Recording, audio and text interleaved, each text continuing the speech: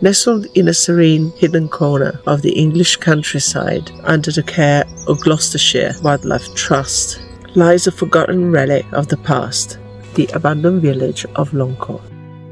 Once a thriving community, it now stands as a silent witness to the passage of time, its secrets buried beneath a layer of history and mystery.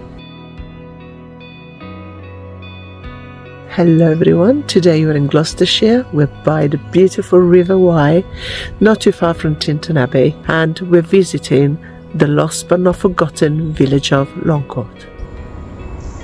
That's where we're going.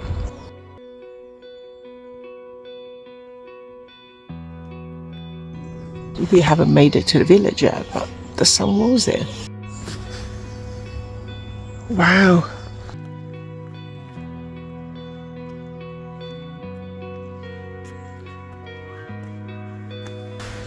Oh, this is beautiful. Okay, so what looks like a bridge is actually a lime kiln.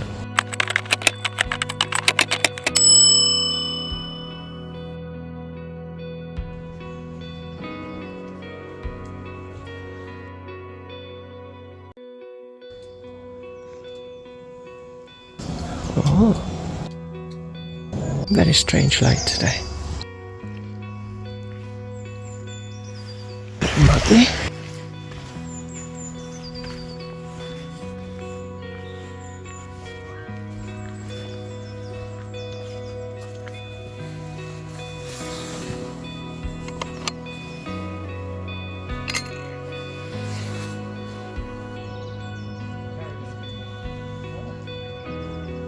Looks like the tree is pointing in the direction of the church.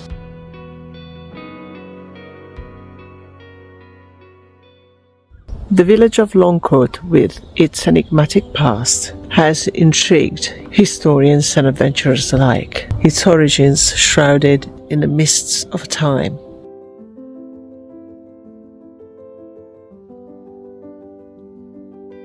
Lancaut was once a bustling, very small community. Its lifeblood? The River Wye that flows gracefully by.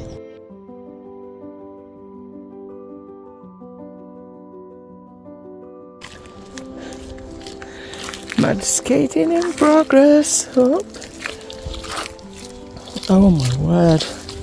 Walking conditions awful during the winter. Do not recommend. We don't know how old the church and the village were. What we do know is that this church might occupy a previous church that was dated from the 7th to the 8th century, and that might have been destroyed by the Vikings and reconstructed by the Lord of Chepstow at a later date. There is a 12th century collection of Welsh ecclesiastical charters covering 500 years, and it notes a religious establishment right here that was dedicated to Saint Cewed, who was a saint venerated in Wales in the 5th century. St. James was the centre of the medieval village of Lancaut, possibly abandoned after the Black Death. Despite declining numbers of villagers, the church services continued here until 1865 because of the picturesque spot the church is in. We don't know about the origins of the church, the second church. It might have been built by the monks at Tintern Abbey, which is not too far from here, or according to botanical evidence, it might have been the site of a leper colony. But what led to its abandonment was caused its villagers to abandon their homes and to leave it to be reclaimed by nature.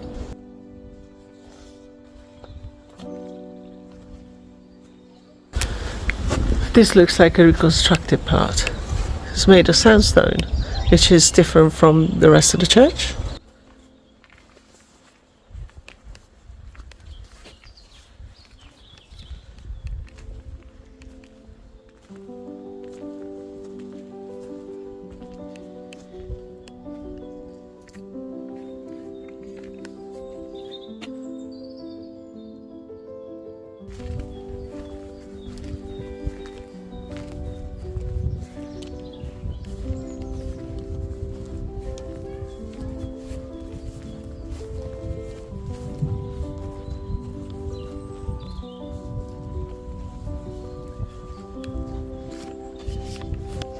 So this is the base of the cross.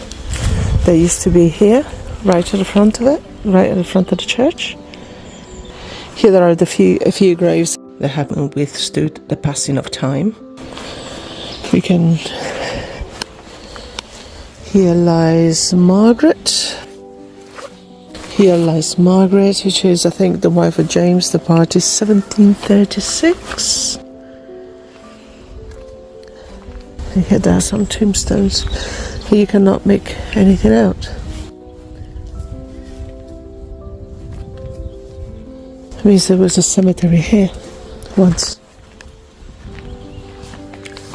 This is so beautiful and peaceful.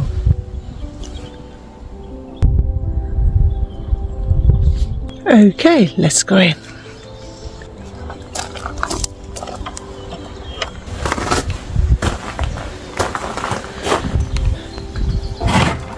It's really cold and tiny. Wow. It's beautiful.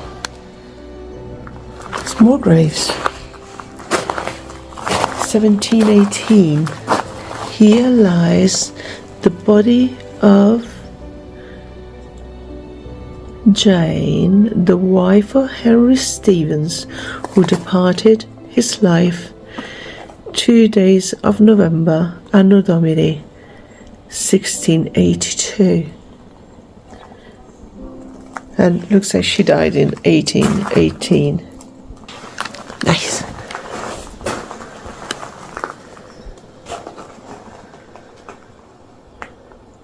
As you can see, there is not much left. Now this archway is particularly interesting because you see one side is round and the round one is made of sandstone. Sandstone used in the whole of Chepstow Castle. While the other side, you can see, is completely different.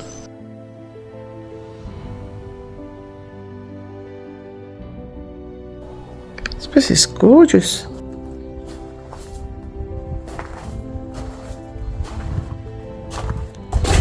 This is what I call a piscina.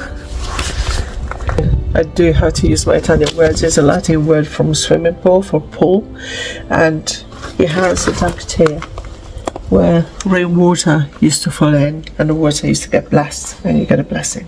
And this is the original to this church.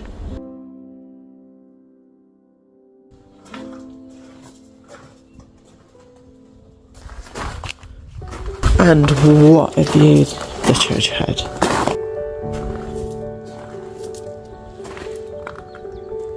As well as the lead font that once stood in the church, and a base on there that is now in the chapel at Gloucester Cathedral.